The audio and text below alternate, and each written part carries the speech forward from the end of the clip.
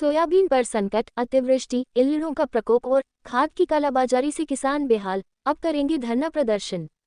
बांसवाड़ा जिले के किसानों के सामने इस बार खरीफ सीजन में गंभीर संकट खड़ा हो गया है। अतिवृष्टि और कीट प्रकोप ने सोयाबीन की फसल को भारी नुकसान पहुंचाया है।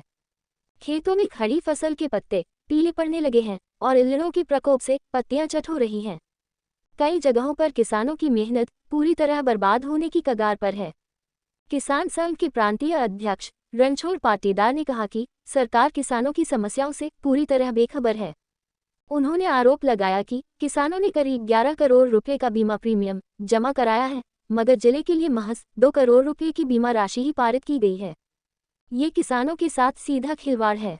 ब्लॉक अध्यक्ष अर्जुन मसानी ने बताया कि सोयाबीन की फसल में इल्लिनों का प्रकोप तेजी से फैल रहा है। किसानों को महंगी कीटनाशक दवाएं खरीदकर छिड़काव करने को मजबूर होना पड़ रहा है, लेकिन फिर भी फसल की स्थिति सुधरने के बजाय बिगड़ रही है। किसान डूंगर राठौड़ और खुमान सिंह चौहान ने बताया कि मक्का की फसल करने वाले किसानों को खाद की गंभीर किल्लत का सामना करना पड़ रहा है। खुले बाजार में व्यापारी खाद को ऊंचे दामों पर बेच रहे हैं, जिससे किसान मजबूरी में महंगे दाम चुकाकर ही खाद खरीदने को विवश हैं।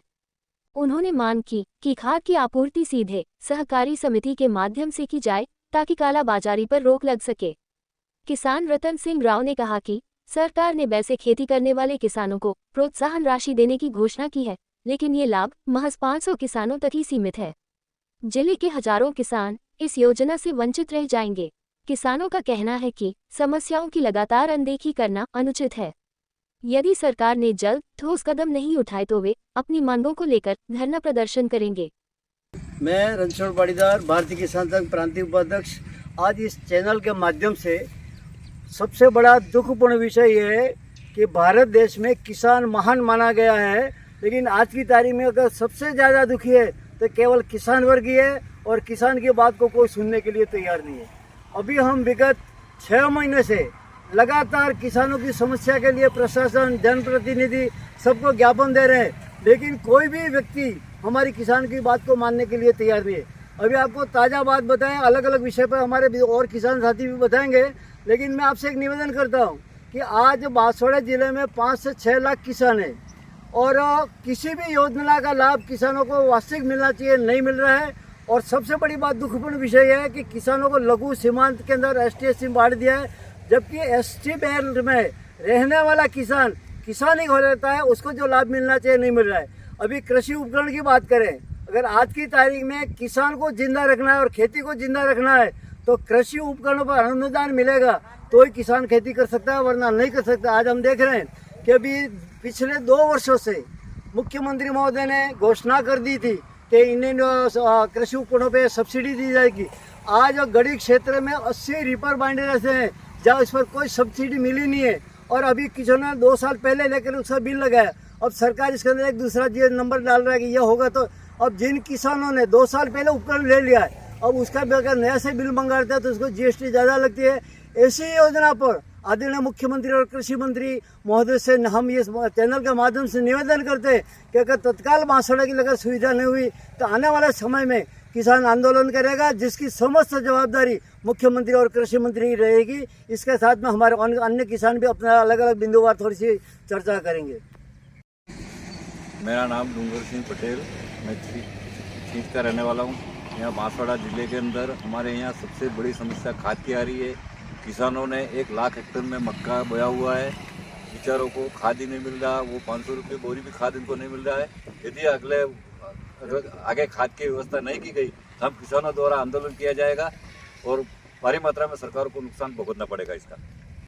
इस चैनल के माध्यम से एक दूसरा मैं निवेदन कर रहा हूँ कि बांसवाड़ा जिले में सोयाबीन का उत्पादन बढ़ाने के लिए किसान का रुझान है और अभी इस साल अतिवृष्टि होने से बांसवाड़ा रकबे में कुल 30% बुआई हुई नहीं है और जो सोयाबीन की 50,000 हेक्टेयर का अनुमान लगा जा रहे हैं, जिसके अंदर सोयाबीन की फसल इतनी खराब हो गई है, जिसके अंदर अपन जिस खेत में खड़े हैं भयंकर इल्लड़ लगी हुई है।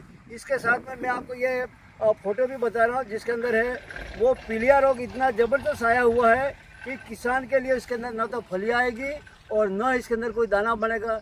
ऐसी स्थिति में हम प्रशासन से और राजस्थान सरकार से निवेदन करते हैं कि वास्तविक इसकी गिरदावरी रिपोर्ट करवा कर किसानों को आपदा विभाग से इसका लाभ दिलाया जाए। कारण यह है कि इस वर्ष प्रधानमंत्री फसल बीमा योजना केवल किसानों को लूटने के अलावा और कोई है ही नहीं, इसलिए किसानों की मानसिकता बदल गई है। ज़्यादातर किसानों ने इसका बीमा कराया नहीं है, और जिन्होंने पहले कराया है आज पिछले 3 वर्षों से लगातार उसका भरण आपदा के अंदर और जो बीमे का लाभ किसानों को मिलना चाहिए वो पैसा आया हुआ है, लेकिन प्रशासन की या बीमा कंपनी की अभी तक लापरवाही से बहुत से किसानों को पैसा नहीं है। और इसके खातिर हमारे किसान संगठन पे इसको बहुत भारी असर पड़ रहा है कि जिन किसानों को पैसा नहीं है वो बहुत भयंकर नाराज हो रहे हैं। और यही स्थिति थी बीमा कंपनी की रही, तो आने वाला समय में हम ये निर्णय करेंगे कि कोई भी किसान प्रधानमंत्री फसल बीमा योजना नहीं कराए, क्योंकि ये किसानों को लूटने के अलावा कुछ नहीं है। अभी जिला कलेक्टर महोदय ने बीमा के लिए एक बैठक रखी थी, जिसमें जयपुर से पधारे थे बीमा कंपनी के मुख्य। उन्होंने ये बताया, हमने क्वेश्चन किया कि कुल बीमा कितना हुआ है, तो उन्होंने बताया 11.40 करोड़ रुपया प्रीमियम राशि किसान, राजस्थान सरकार और भारत सरकार के द्वारा है। तो आपने उसका भुगतान किया, बता रहे हैं कि केवल 2 करोड़। देखिए, आप सोचिए कि प्रधानमंत्री जी ने क्या किसानों को लूटने के लिए योजना बनाई है या किसानों को हितार्थ बनाई है, लेकिन ये एजेंसियां किसानों को लूटने के बैठी हैं। इसलिए हमारा एक निवेदन है कि इस चैनल के माध्यम से सुधार किया जाए। दूसरा, अभी बैलों के लिए बात कर रहे हैं, मुख्यमंत्री ने घोषणा कर दी कि जो किसान बैलों से खेती करेगा उनको 30,000 रुपया सोहाग राशि देंगे। अब कहते हुए बड़ा दुख होता है, जब 5 से 6 लाख किसान हैं और मात्र 500 किसानों के लिए उन्होंने राशि अलॉटमेंट की है। मुख्यमंत्री जी, आप आज जयपुर बैठे हुए कुर्सी पे मत देखो और इस बात को देखो, या तो आप इन 500 की जो अनुदान दिया वो भी वापस ले जाओ, क्योंकि किसानों को आपस में लड़ना पड़ रहा है। दूसरा, अभी खाद के लिए बात हो रही है। आने वाली रबी फसल में 1,25,000 माही कमांड क्षेत्र लिफ्ट इरिगेशन और माही के हिसाब से खेती होने वाली है। अभी खाद की स्थिति हम देख रहे हैं, यह स्थिति रही तो आने वाले समय में किसान को या तो खेती छोड़ना पड़ेगा या वही DAP 1600-1700 बिकेगा, यूरिया 500 रुपये भी बिकेगा। संबंधित विभागी, मैंने उससे एडिशनल डायरेक्टर उदयपुर से भी बात की और वो यहाँ पधारे थे। उन्होंने आकर के केवल कृषि परिप्रेक्षकों और संबंधित अधिकारी को उनकी बैठक रह कर अतिश्री कर लिया। फिर मैंने फ़ोन किया, मैं किसान प्रतिनिधि, उन्होंने ना कहा नहीं किसान प्रतिनिधि की बैठक नहीं है। दूसरों दिन उन्होंने केवल डीलर, जो होलसेल डीलर थे, उनकी बैठक रखी। ये कहते हुए मुझे बड़ा दुख है कि इतने बड़े अधिकारी हम बांसवाड़ा में आए और किसान की बात को नहीं सुनते हैं। इसके अलावा हमारा क्या दुर्भाग्य हो सकता है। और यही स्थिति रही तो बांसवाड़ा के किसान, भारतीय किसान संघ एक भयंकर आंदोलन करेगा। और अभी 4 तारीख को बांसवाड़ा जिले में सभी तहसीलों पर एक ज्ञापन दिया जा रहा है और 8 तारीख को पूरे चित्तौड़ प्रांत में 16 जिलों में ज्ञापन देने की एक योजना बनाई गई है, जिसके अंदर बांसवाड़ा में भी धरना प्रदर्शन होगा। और इसके अंदर अगर समस्या को नहीं माना तो इसका झालावाड़ में पूरे राजस्थान का 50,000 किसान इकट्ठे होंगे और सरकार के खिलाफ एक आंदोलन शुरू करेंगे, जिसकी जवाबदारी राजस्थान सरकार की रहेगी। इन्हीं शब्दों के साथ दो सभी को धन्यवाद। सरकार से अनुरोध है कि ये खाद की व्यवस्था जो है वो लैंप्सों के माध्यम से करवाए। व्यापारी लोगों को लूट रहे हैं, इसलिए सरकार से करबद्ध निवेदन है कि लैंप्सों से माध्यम से ही खाद की व्यवस्था करवाए, अन्यथा किसान मर जाएगा, वो सब जिम्मेदारी आपकी रहेगी।